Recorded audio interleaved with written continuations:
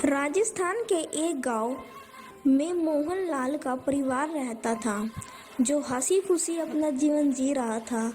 बच्चों की चहचहाहट, बच्चे स्कूल में जाते थे, मौज मस्ती करते थे। लेकिन एक दिन उनके जीवन में कुछ ऐसा घटित हुआ जिसने उनका पूरा जीवन ही बदल कर रख दिया। माया, मैं काम पर जा रहा हूँ। सुनो जी, आज राशन भी खत्म हो गया है, घर का राशन भी लाना है और बच्चों की फीस भी देनी है स्कूल में। आज ओवरटाइम करूंगा, जिससे कि ठेकेदार मुझसे ज्यादा खुश हो जाए, क्योंकि काम करने के बाद मुझे उनसे पैसे भी लेने हैं, बच्चों की फीस भी देनी है, घर का राशन भी खत्म हो गया है, राशन भी लाना है।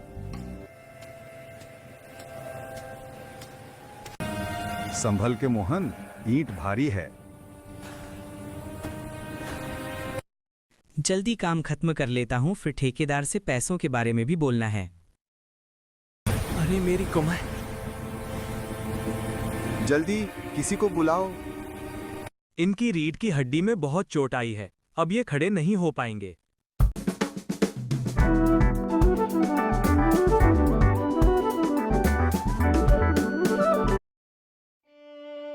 आप ये कभी नहीं चल पाएंगे। हे भगवान, अब हम क्या करेंगे? माया अपने बच्चों के लिए कुछ खाने का देखती है, लेकिन जब वह डब्बे को खोलती है तो डब्बा भी खाली मिलता है। यह देखकर उसकी आंखों में आंसू आ जाते हैं और माँ, क्या आज हमें भूखी रहना पड़ेगा? नहीं मेरे बच्चों, मैं कुछ करती हूँ। जब माया शाम के समय अपने पति के बिस्तर के पास बैठी हुई होती है, तो वह मन ही मन सोच रही होती है कि मुझे घर का खर्चा भी चलाना है और उनकी दवाइयों का खर्चा भी चलाना है। हे भगवान, ये सब कैसे होगा? मैं क्या करूं? फिर अगली सुबह माया काम करने का डिसीजन लेती है और वह काम पर जाती है। मामा जल्दी आना।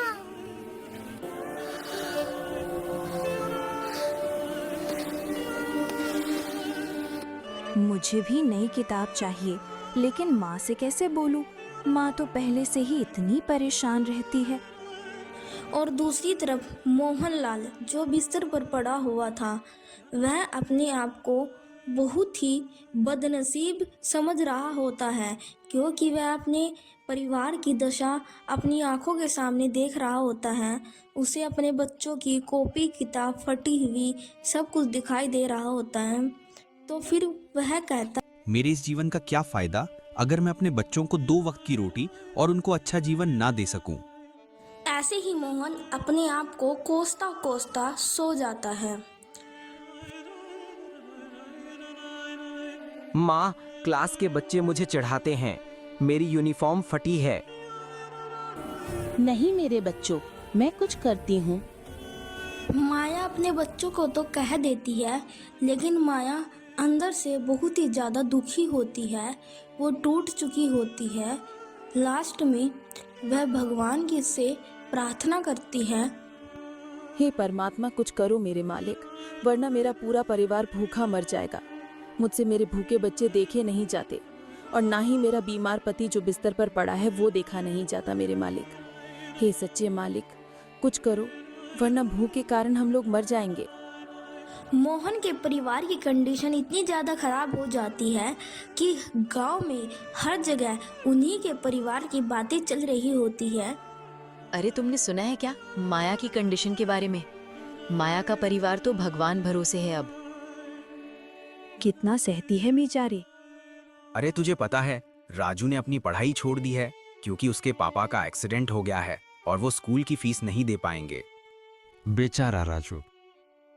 और दूसरी तरफ मीरा काम पर जाती है और दूसरों के घर पर काम करने के बाद जो उसे थोड़ा बहुत पैसे मिलते हैं, वह पैसे उसको अपने पति की दवाई में वह खर्च हो जाते हैं। इसलिए घर का खर्चा चलाना भी उसके लिए बहुत ज़्यादा मुश्किल हो पा रहा था। कई बार तो बच्चे भी भूखे ही सो जाते थे। देखो देखो कौन आया।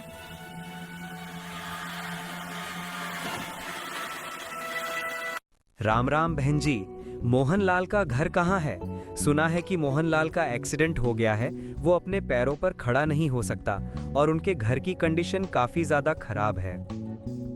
हाँ जी, अब सही कह रहे हो। सामने ही मोहनलाल का घर है, लेकिन आप कौन हो?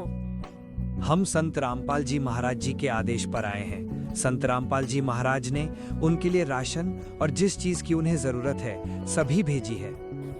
बहन जी, ये लीजिए राशन, स्कूल बैग और बच्चों की फीस, और आपके पूरे परिवार के कपड़े इसमें हैं। और संत रामपाल जी महाराज जी ने हमें ये आदेश दिए हैं कि जब तक आपके घर में आपके पति ठीक नहीं हो जाते या फिर आपके घर में कोई कमाने वाला नहीं हो जाता, तब तक आपकी ये सेवा कंटिन्यू रहेगी।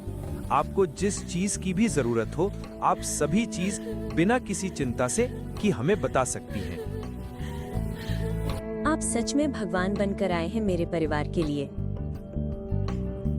माँ देखो, नया स्कूल बैग, ये किताबें, ये मिठाई।